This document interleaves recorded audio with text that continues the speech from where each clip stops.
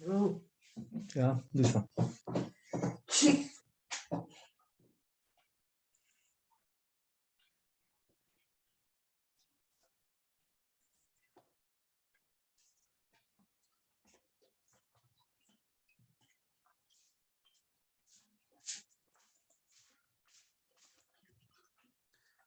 Buenas tardes, 4:59. Buenas tardes, maestro. Buenas. Ya casi nadie contesta. Bueno, ok. Me tardé un poco más, les mandé aviso porque estaba procesando videos y me entretuve un poquito más de tiempo. Pero bueno, estamos a tiempo todavía. No vamos a invadir tiempo de nadie, así que bueno, vamos a seguir viendo el documento que estábamos viendo de fuentes de energía y vamos a empezar a ver calor y temperatura con más profundidad. Muy bien, comparto pantalla, comparto audio. A ver, déjenme ver el audio como lo tengo. Está bien. Perfecto. Ok, ahora sí. Ahí está la clase con otro grupo de hace ratito. Si digo 4:51 también vale lo mismo para ustedes, pero le ponen 4:59 porque van a mandarme un correo para participación. Entonces, corre video.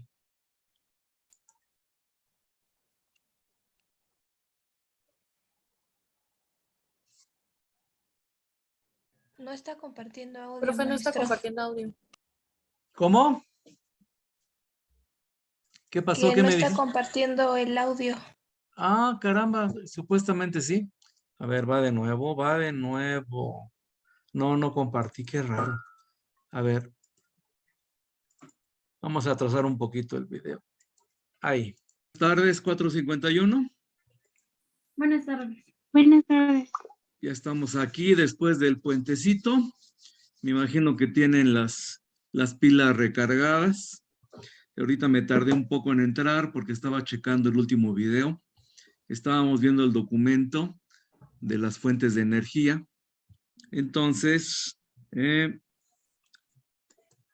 antes de empezar a ver eso, vámonos al Classroom.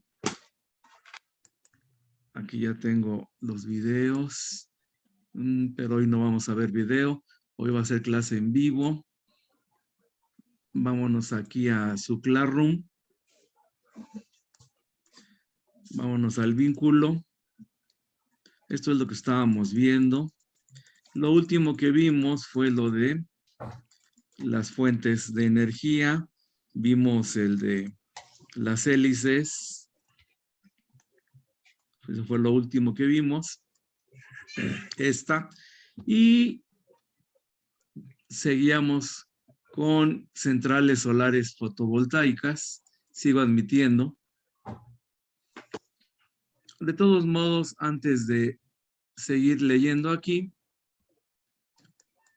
vámonos al programa de la materia. Ya me regresé aquí, perdón.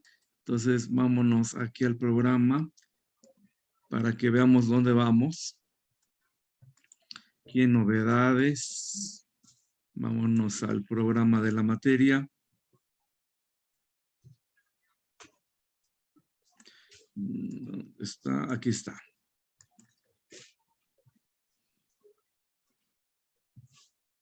Anda lento mi internet hoy, no sé qué pasa. Y vamos en la unidad número 2. Chequen ahí, generación de energía eléctrica, tipos de plantas generadoras de electricidad y su transmisión. Estamos viendo eso. Falta que veamos generadores de corriente, ley de inducción de Faraday.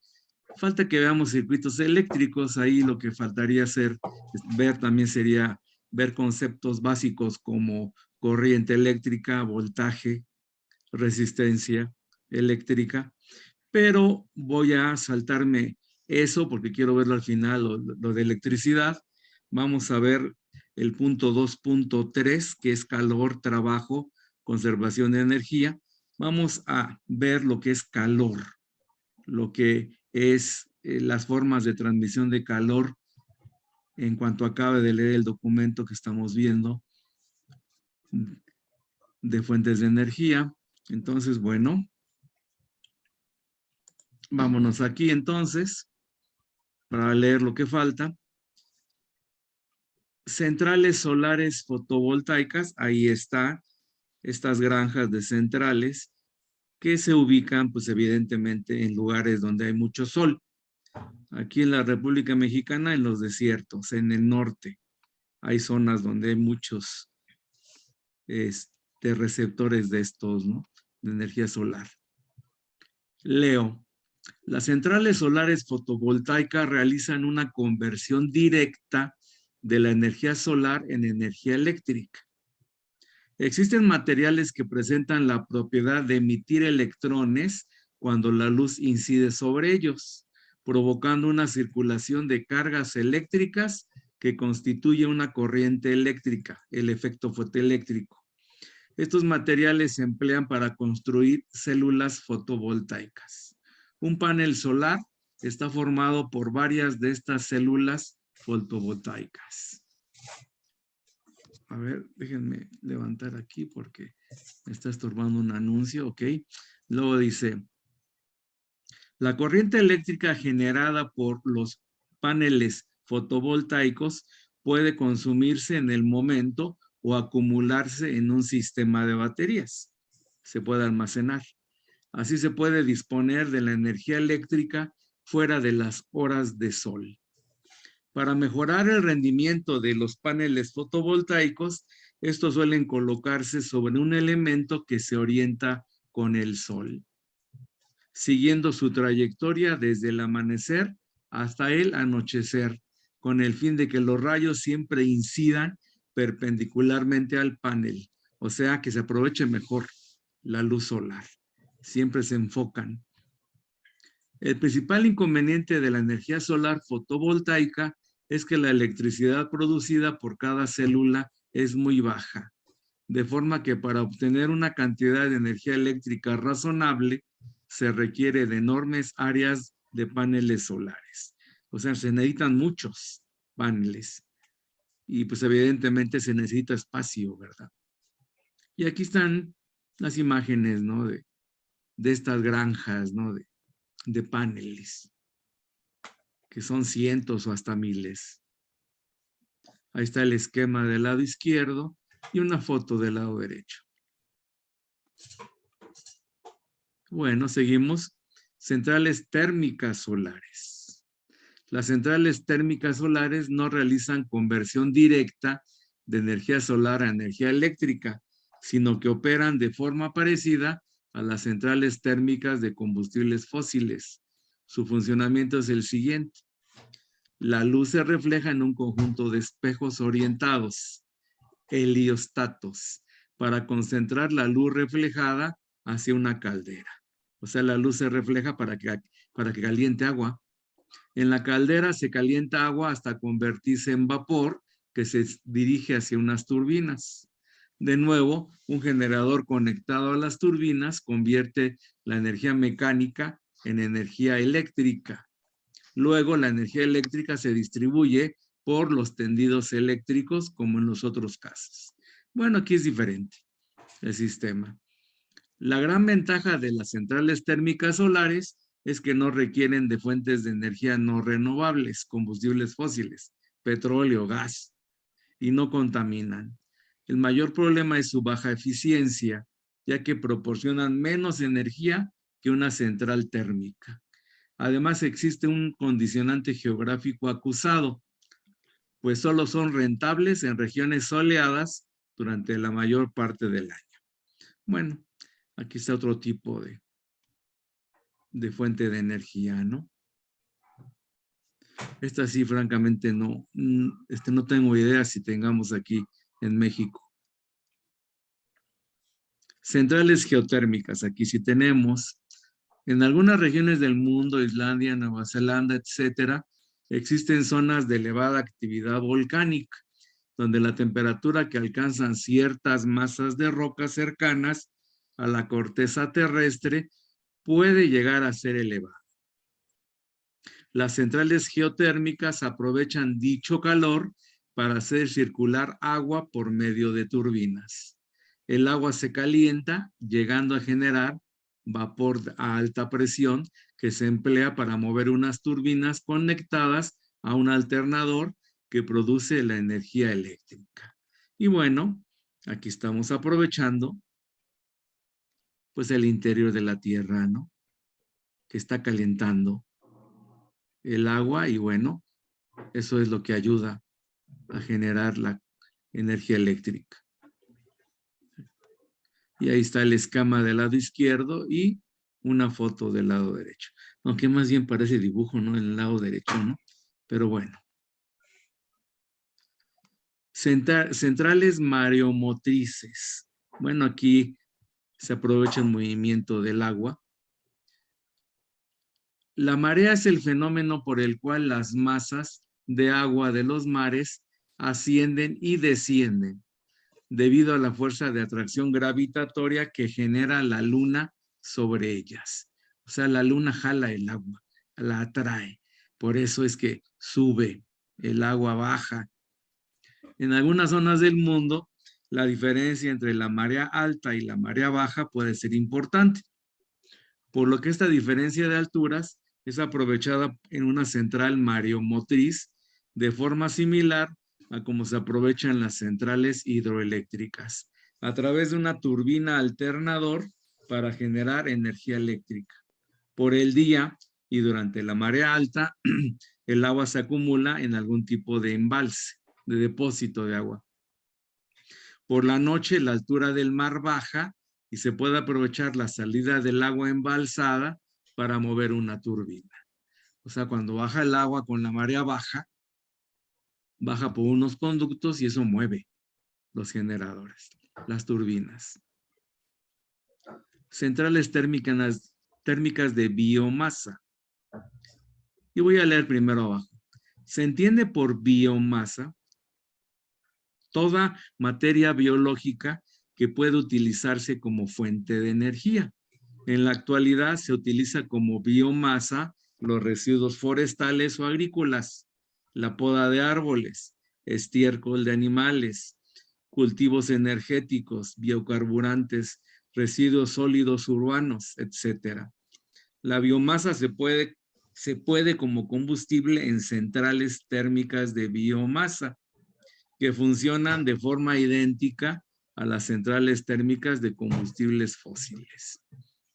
Pues aquí aprovechamos desechos principalmente. Y bueno, ahí están los esquemas y la foto. Aquí en México creo que ya hay gente que aprovecha biomasa para hacer energía. Muy bien. Y aquí aparecen una serie de preguntas. Entonces, a ver, atención.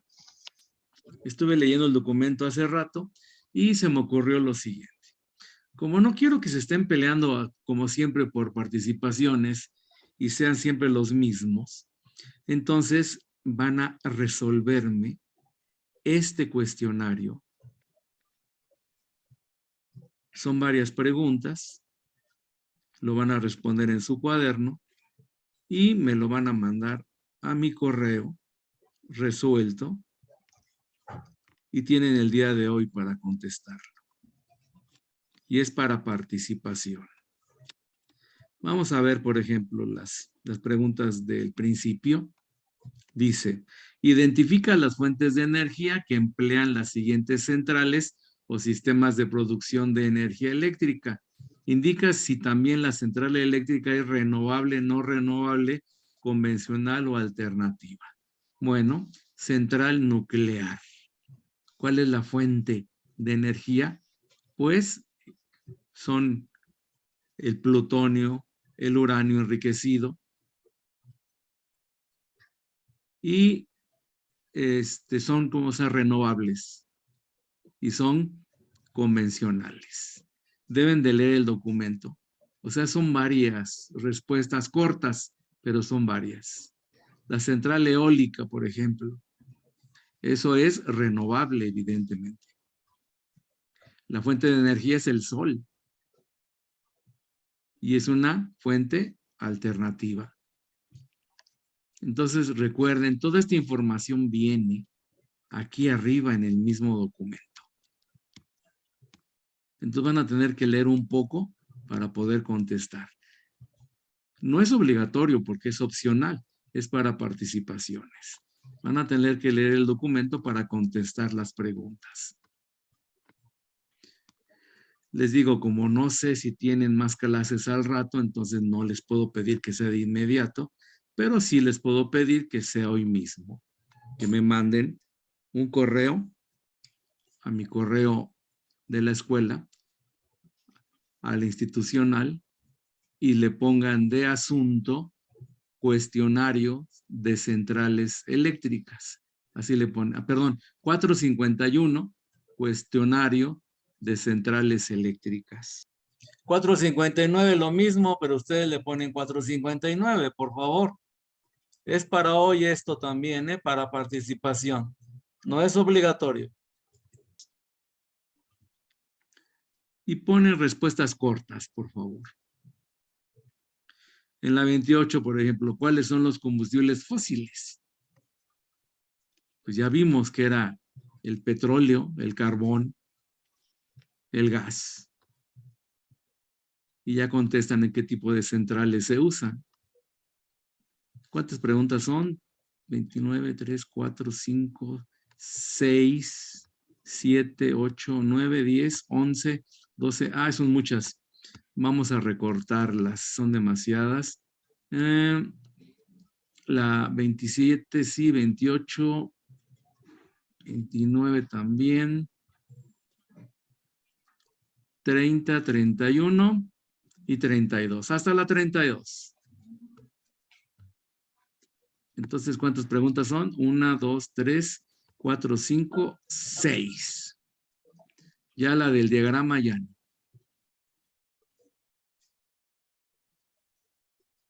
Sí, porque son demasiadas y en la mera verdad tampoco se trata, ¿no? De que estén tanto tiempo, ¿no? Porque sí, son muchas preguntas, francamente.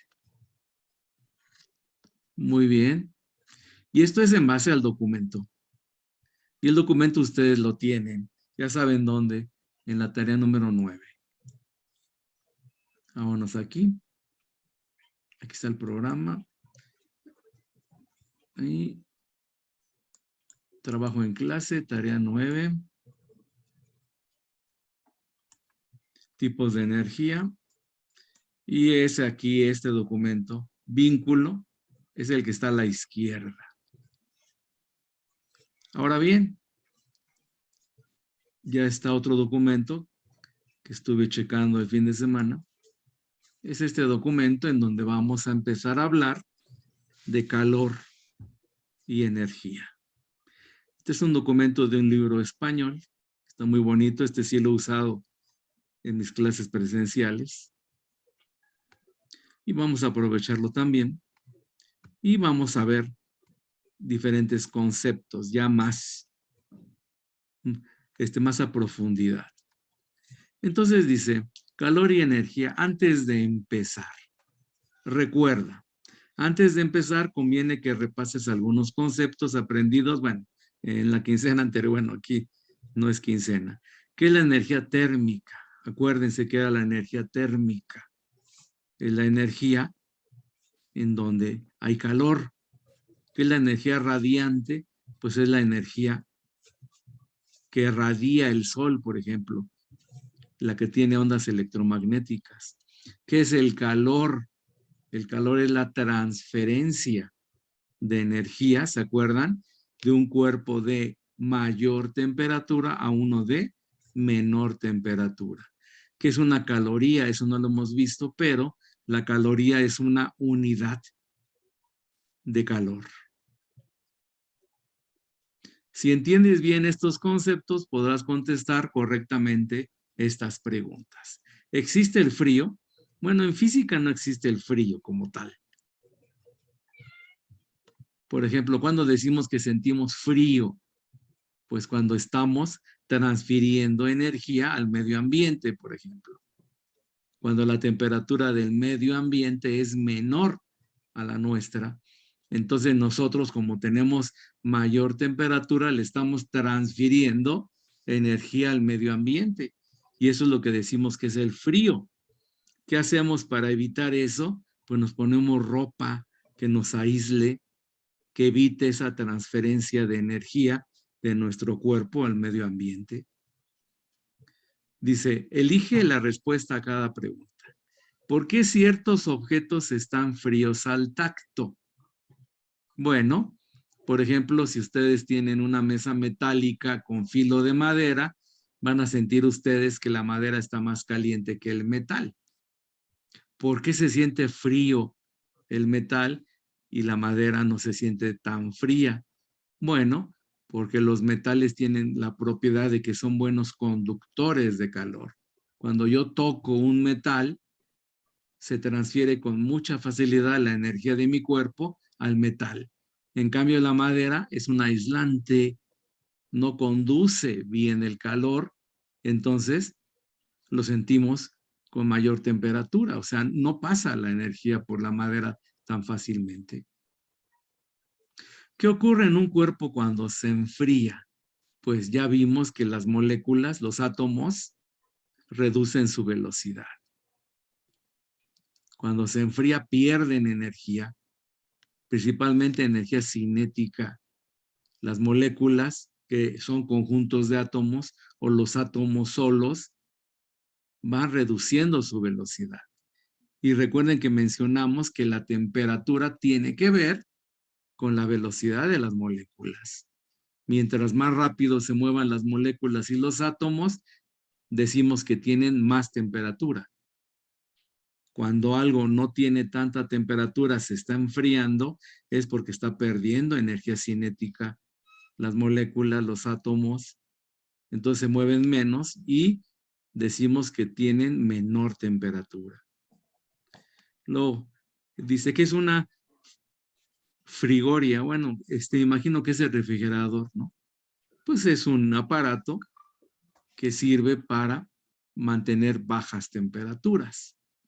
Se usa un motor para extraer la energía de dentro del refrigerador. Es un proceso en el cual, mediante gases, se extrae energía del interior del refrigerador y eso mantiene las cosas frías o congeladas. Si has reflexionado bien sobre estas preguntas, te habrás dado cuenta de que el frío no existe. En física no existe el frío.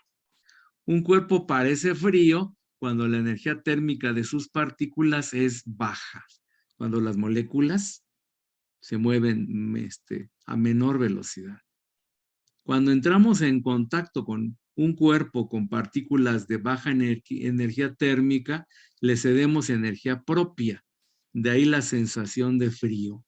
Como se los dije, si el medio ambiente está a menor temperatura, entonces la tendencia es que los cuerpos que están más calientes como nosotros, le cedamos energía al medio ambiente.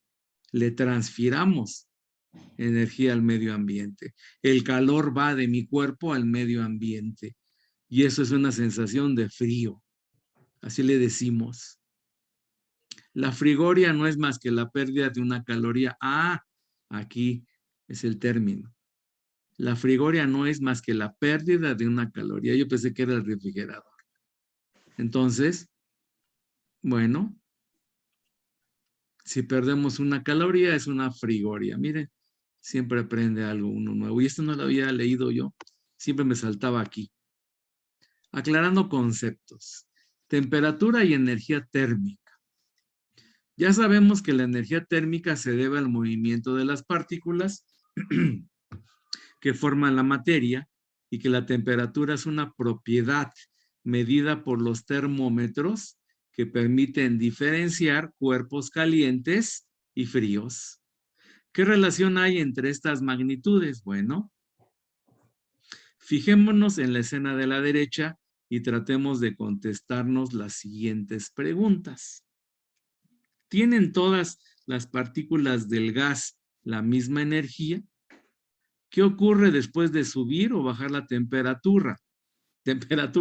Arrastrando el punto rojo en las partículas del gas. Reflexionando, sacarás las siguientes conclusiones. Bueno, aquí tenemos una ilustración del lado derecho y se están moviendo las moléculas al azar en todas direcciones.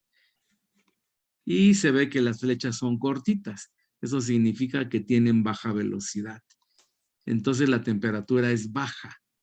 Y en la parte de abajo, las moléculas, los átomos se mueven a mayor velocidad, al azar también, pero con mayor velocidad, y decimos que la temperatura es alta. Y lo que está del lado derecho son termómetros, evidentemente. A una temperatura determinada, las partículas de un cuerpo tienen diferentes energías, se mueven a diferentes velocidades. Se mueven en diferente velocidad y además chocan entre ellas o con las paredes del recipiente. Cuando la temperatura asciende, el conjunto de las partículas se mueve más rápido, tienen más energía, aunque algunas pueden seguir siendo muy lentas. Cuando calentamos algo, le estamos inyectando energía a las moléculas, a los átomos, y eso es energía cinética, entonces empiezan a mover más rápido. Cuando la temperatura desciende, el conjunto de las partículas se mueve más lentamente, tienen menos energía, aunque algunas se muevan algo más rápidamente.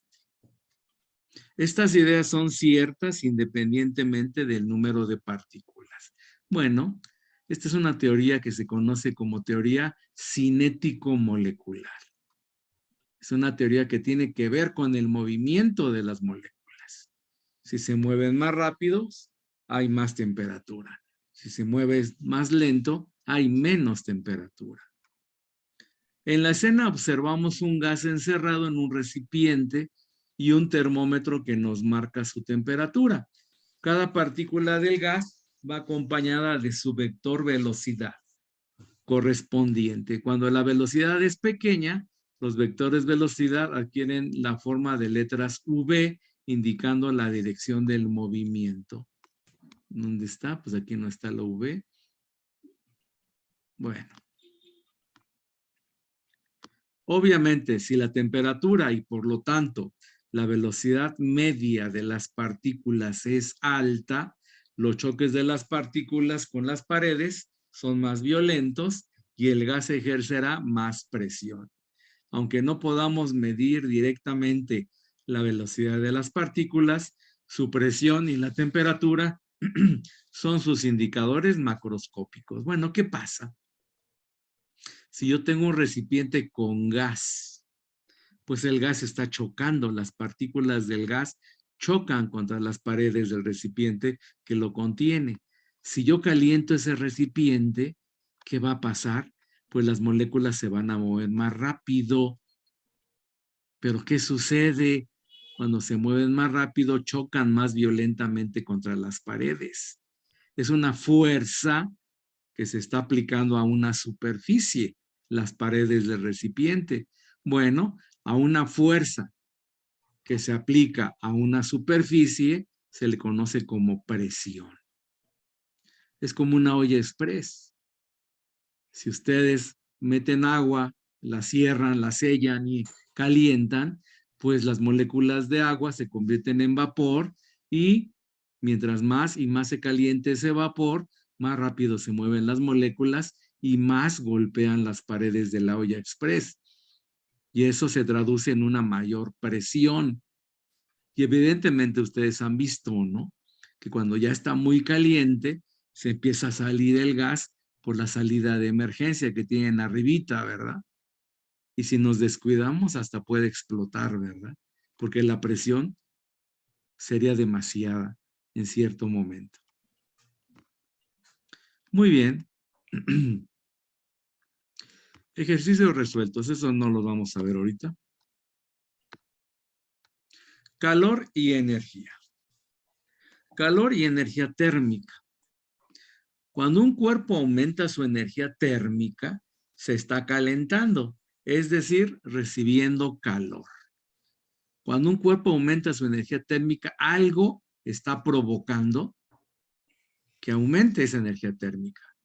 Esa es una transferencia de calor. Alguien le está transfiriendo energía. Por lo tanto, está recibiendo calor. Recuerden que eso es el calor, la transferencia de energía. Cuando un cuerpo disminuye su energía térmica, se está enfriando, es decir, perdiendo calor. Ahora es al revés. Se transfiere la energía del cuerpo hacia afuera. De esta forma, el calor no es más que una forma de denominar a los aumentos y pérdidas de energía térmica. El calor puede provenir de una conversión de una energía en otra. En la escena de la derecha, el calor proviene de la energía química. Vamos a ver, por combustión. A medida que pasa el tiempo, la energía producida por el mechero, está un mechero abajo, es absorbida como calor. O sea, un mechero puede ser de gas. Entonces estamos convirtiendo la energía química interna del gas, la estamos convirtiendo en calor. Estamos transfiriendo esa energía al líquido que está arriba. Invirtiéndose en aumentar la energía térmica. Es gas, la energía térmica del gas. Y por tanto, su energía térmica media que se reflejará en un aumento de la temperatura observable. O sea, tenemos el mechero calentando gas y el gas se empieza a mover más y más y más. Las moléculas se mueven más rápido, chocan más veces con las paredes del recipiente y aumenta la presión. En esta escena utilizamos unidades arbitrarias de calor y energía media, porque dado el gran número de partículas que componen el gas, la energía por partícula es tan pequeña que no resulta interesante medirla en unidades del sistema internacional. Aún así, podemos concluir que el calor es la variación de la energía térmica de un cuerpo. Por lo tanto, el calor no es una magnitud independiente que se pueda almacenar en los cuerpos. La magnitud que aumenta o disminuye en su cuerpo es la energía térmica y estas variaciones se reflejarán en la variación de temperatura. El calor no es algo físico. Recuerden, el calor es una transferencia de energía. Más adelante veremos una excepción, un caso en que la absorción de energía en forma de calor no produce una variación de temperatura, aunque sí se traduzca en una variación de la energía interna de un cuerpo. Otro aspecto interesante que debemos señalar es la dificultad de medir la energía térmica media de las partículas de un cuerpo de forma directa. Para poder medirla de alguna forma necesitamos recurrir a alguna propiedad macroscópica relacionada con ella, como la longitud de la columna de mercurio de un termómetro. O sea, ¿qué tenemos que hacer para medir temperatura? Usar alguna propiedad.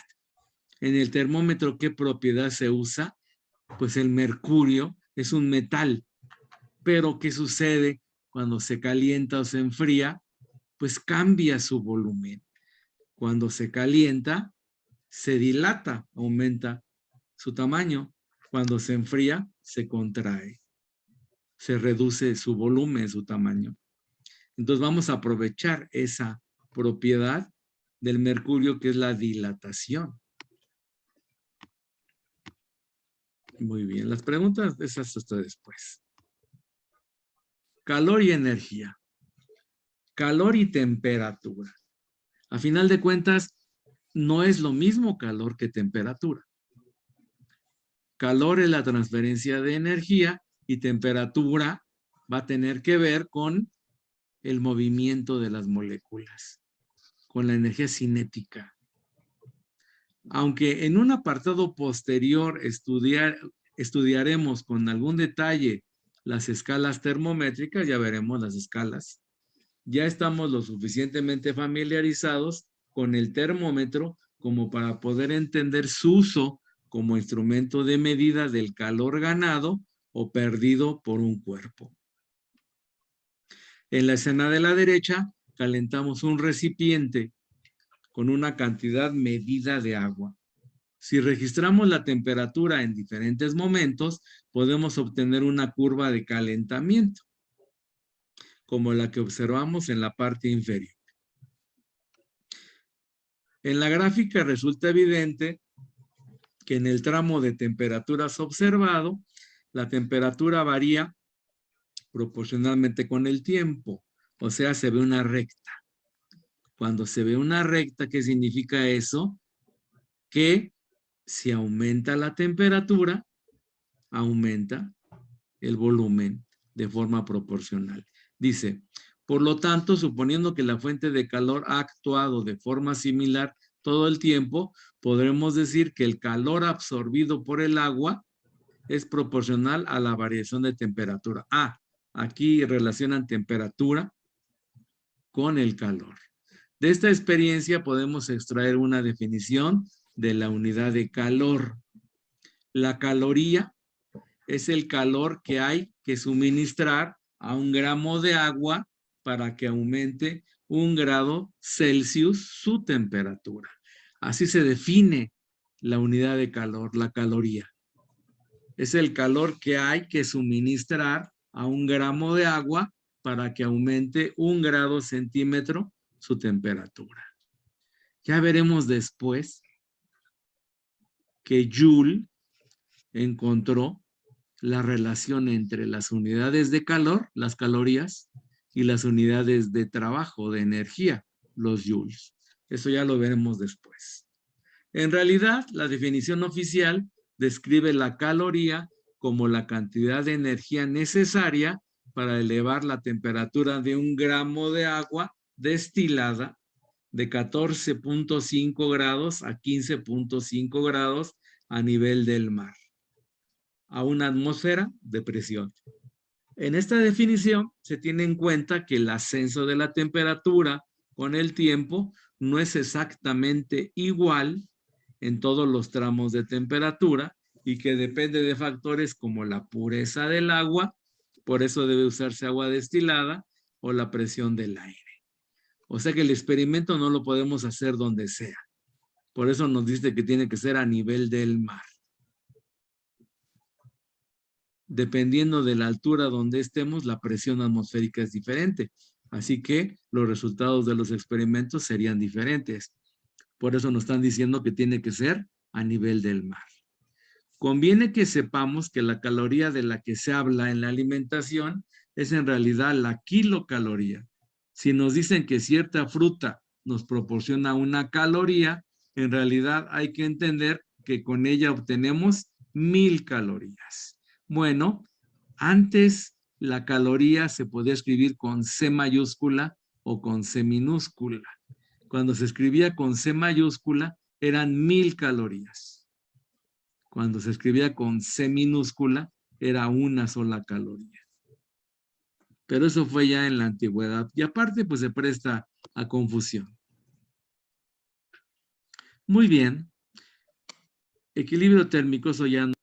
Ok, suspendo aquí 4:59. Ya queda 1 minuto nada más de Zoom. Dejo de compartir. Entonces, recuerden que tenemos sesión mañana y el jueves. Mañana seguimos con equilibrio térmico. ¿Alguna pregunta final, jovencitos? ¿Alguna duda? Recuerden, para participación el correo tiene que ser hoy. Miranda, dime. ¿Se ¿No? puede hacer en Word?